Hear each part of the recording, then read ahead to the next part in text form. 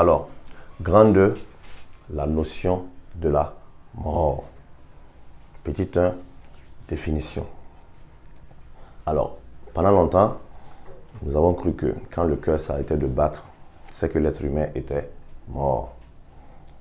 Ou quand le cerveau ne fonctionnait pas, c'est que l'être humain était mort. Mais grâce aux avancées de la science et de la technique, on s'est rendu compte que le cœur peut arrêter de battre pendant 30 secondes, ou soit même 1 minute, alors qu'on n'est pas mort. Ou même que le cerveau peut être paralysé, alors qu'on n'est pas mort. Ce qui nous a amené justement à redéfinir la notion de la mort.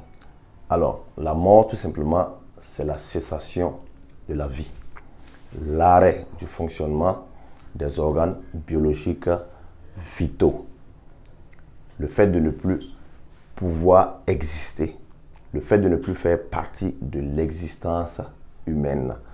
C'est comme ça qu'on définit la mort maintenant de nos jours. Ce qui se constate d'ailleurs par le tracé de l'électroencéphalogramme. Lorsque le tracé est totalement plat et qu'on ne voit plus les ondulations encore, ça nous permet de constater la mort de l'être en question. Donc nous allons matérialiser la définition.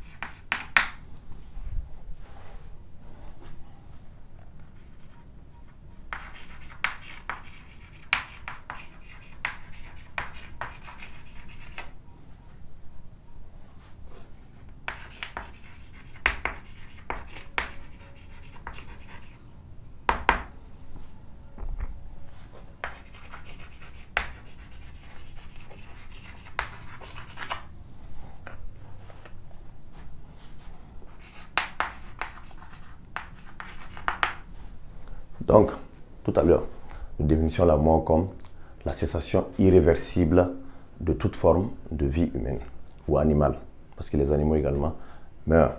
Donc, la mort symbolise la disparition totale de l'existence de l'homme sur la terre. Alors, seuls les hommes ont conscience de la mort, tout simplement parce qu'ils observent la mort de leurs semblables. Les animaux n'ont pas une conscience parfaite de la mort telle que l'être humain.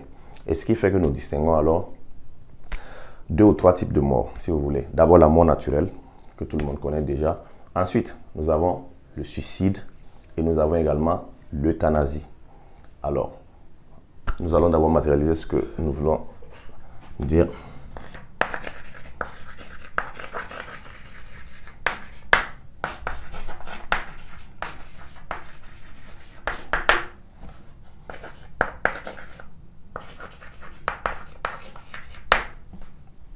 Donc, les différents types de mort. La mort naturelle qui se symbolise par l'arrêt, tout simplement, des organes vitaux, les points essentiels, le cœur, les poumons, ainsi de suite, l'arrêt de leur fonctionnement, soit par défaillance, soit par vieillesse, tout simplement, ce qui provoque la mort naturelle. Nous avons également le suicide. Alors, dans tout mot où vous voyez le mot cide, signifie l'autodestruction. Homicide, suicide, tout simplement. Ça signifie mort. Donc, le suicide, c'est l'autodestruction d'une personne. Le fait de se donner la mort volontairement. Peu importe le moyen qu'on utilise, le fait de se donner à soi-même la mort est appelé suicide. Nous avons également l'euthanasie. L'euthanasie est en quelque sorte considérée comme une bonne mort, entre griffes. Abréger les souffrances d'un patient qui est victime d'une maladie incurable. Ça veut dire qu'on sait que son état est irréversible, il ne peut plus retrouver la santé. Donc du coup, pour abréger ses souffrances, le médecin décide par un consensus de lui donner la mort. C'est ce qu'on appelle l'euthanasie. Donc d'abord, la mort naturelle.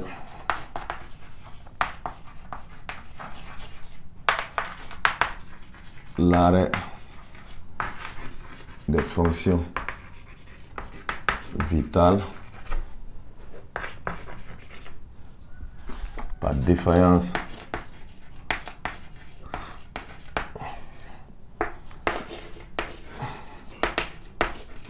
le suicide, l'action de se donner à soi-même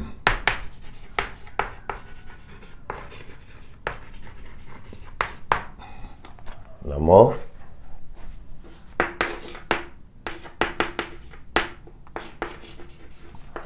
l'euthanasie,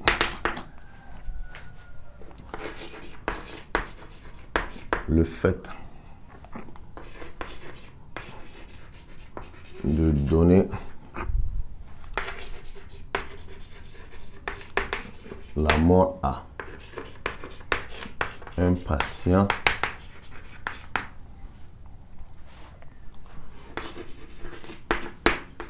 trop souffrant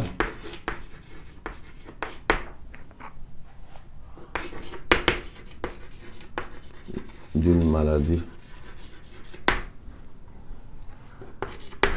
incurable.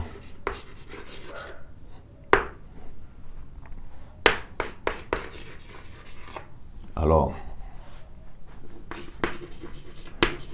par un consensus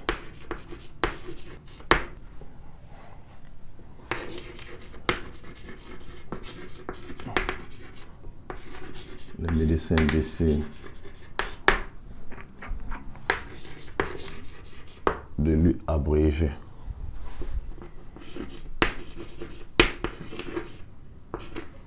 ses souffrances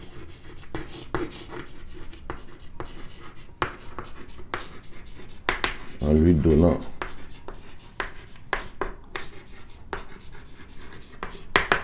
la mort. Donc, pour résumer, voici les 3 types de morts que nous distinguons. D'abord, la mort naturelle, auquel tout le monde est voué avec l'âge qui avance, les organes vitaux un jour forcément vont lâcher et ce qui va donner la mort de l'individu. Deuxièmement, nous avons le suicide, le fait de se donner à soi-même la mort. Face aux problèmes existentialistes des hommes, il arrive parfois que certains problèmes sont tellement lourds à porter que l'être humain décide de fuir ces problèmes en se donnant à soi-même la mort. Il faut noter que celui qui se suicide n'est pas forcément quelqu'un qui ne sait pas que le suicide peut donner la mort. C'est le fait de vouloir fuir ces problèmes en réalité qui l'amène à pratiquer ces genres de choses. Et du coup, il quitte le monde, bien sûr avec des regrets, mais bon, c'est arrivé.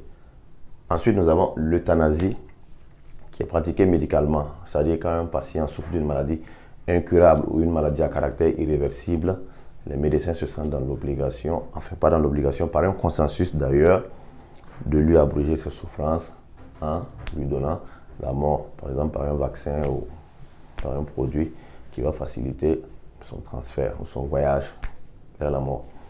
Alors, il faut noter que peu importe la nature de la mort qui a été citée, le caractère de la vie est tout simplement sacré. Ce qui fait que la mort n'est pas du tout souhaitable. Après avoir expliqué les différents types de mort, nous allons passer au grand 3 où nous allons expliquer les différentes conceptions des auteurs face à la mort. Et bien évidemment, nous allons marquer notre petit B sur la mort naturelle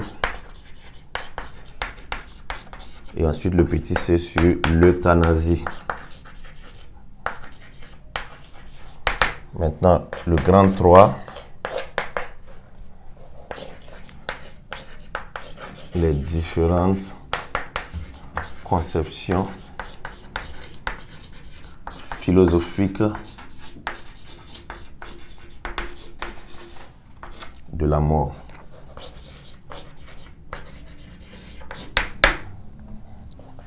Petit 1, la conception platonicienne